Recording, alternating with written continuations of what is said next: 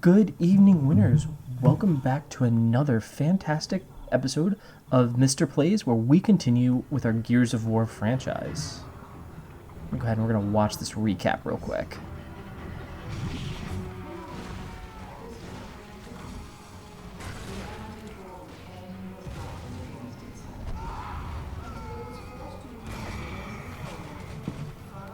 I think those are maulers. They're such a cool design. I love them.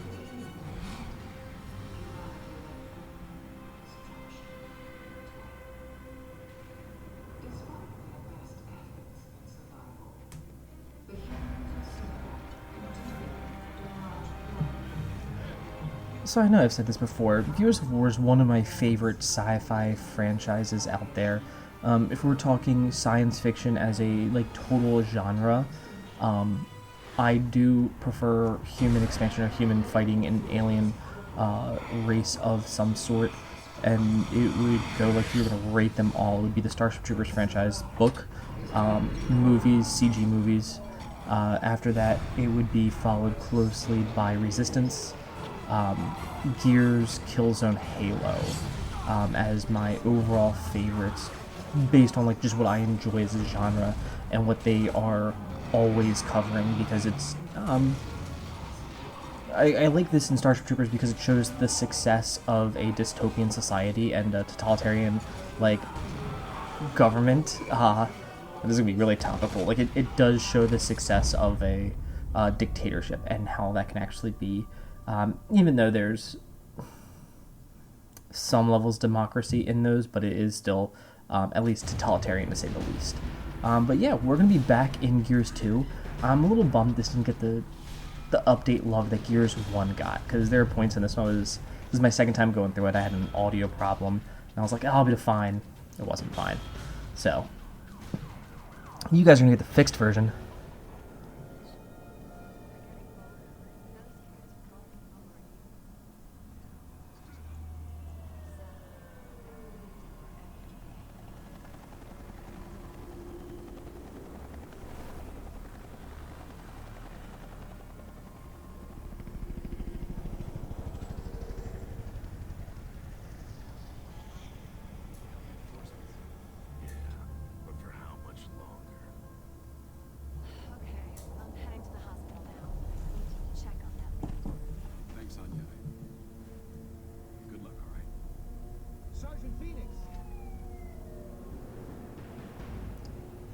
Fucking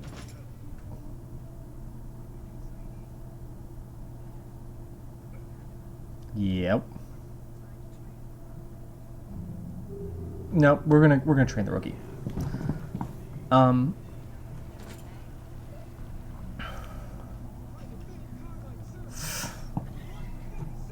Sir. So I do like to do the tutorial for this one for narrative purposes, because while Fenix is a surly, typical sergeant of his time, I do think he would be a good,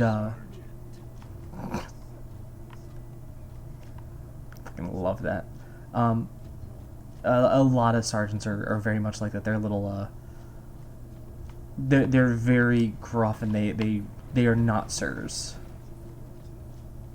Yeah. So like I said, I like to hear that,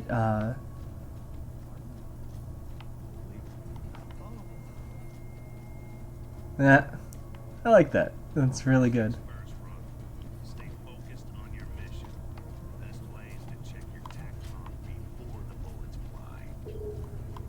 Yep, so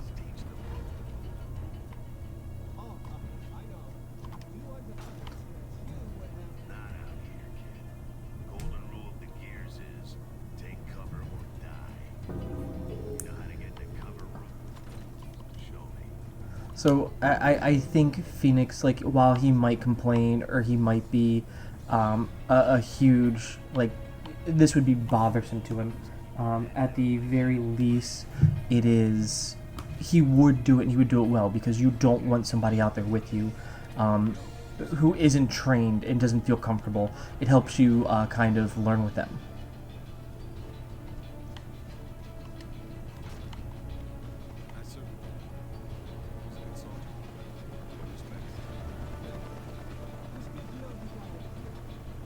Uh,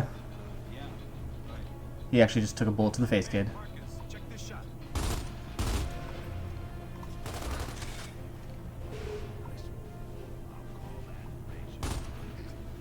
Helps if you aim, Marcus. You can hit those in your sleep with a rifle. Come on, use your pistol. Better reload. Maybe some more killer bombs. I need to see him do that. I get the active reload. The reload in this game is far different than it used to be, because it was A weird monkey dog thing. Hey, that's it. It's the monkey dog thing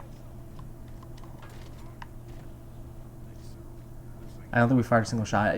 If you actually do it correctly, it will you'll see bullets go at it, but we don't get to see that here. But like I said, I've equated that to this. I love this game. I love the giant gothic armor. I like how this armor, if you guys go back and watch either Gears 4 playthrough or the Gears 5 playthrough, compared to Gears 1 and Gears 2, it's such a... It's such... It looks so tiresome. Because this armor, like, you see the shoulder pads, they're flapping a little bit from side to side. The armor kind of looks a little bit bulkier as you're moving about. It's not to say the new stuff is sleeker, but it is not... It's definitely a...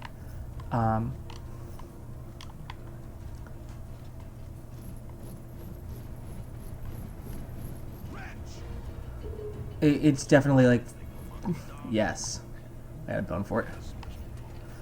It's definitely, it feels purposeful, but the newer armor does feel like, oh hey, time has passed, it has elapsed.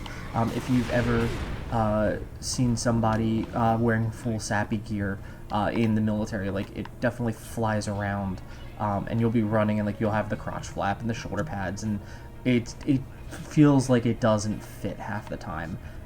Like you tip, like I had to wear a size smaller than I was, so that way it sat correctly. And that was mostly for the pads, not necessarily for the Kevlar. Kevlar I wore large, but I was also I was a lot smaller back then. It was very, very scrawny, but I love that. I do love how purposeful it is. I like, technically Marcus, like he looks different with the do-rag, but if you read the books, that it is something that is in it is something within regulations. It has to have the cog symbol on the front of it. It has to be black. It has to fit a certain way, which actually is similar how it is in the military.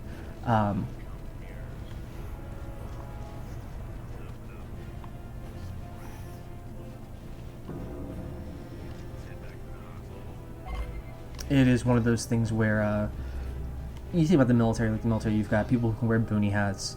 You have people who wear different types of berets, different Kevlars, depending on what their job is, and a couple other things. There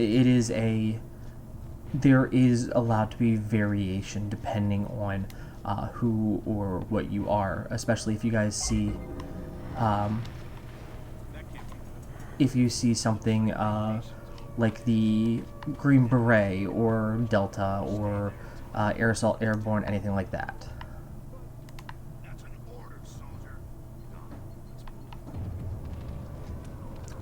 I like how they tell the rope to stay there for a second. I wish there would have been like other people around, because it does feel like they just left him there. That's picky on me though. That's not me, like, that's me kind of like questioning that, because there are people in here you'd think they'd be like getting here with these guys.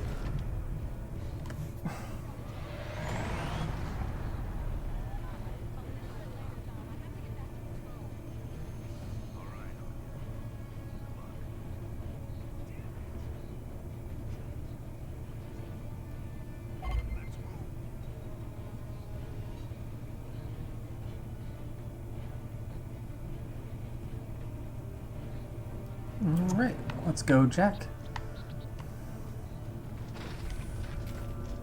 And this is probably one of my other favorite aspects of it. I like how the gears wear blue. But then seeing other gears like this one, this is Thai, who's from the islands in the south. I think it's supposed to be like the Philippines, Malaysia-esque areas. However, it also looks to be that Kat from the later game is from there, Diaz, and she's definitely not, I think, a little bit more Hispanic, which is.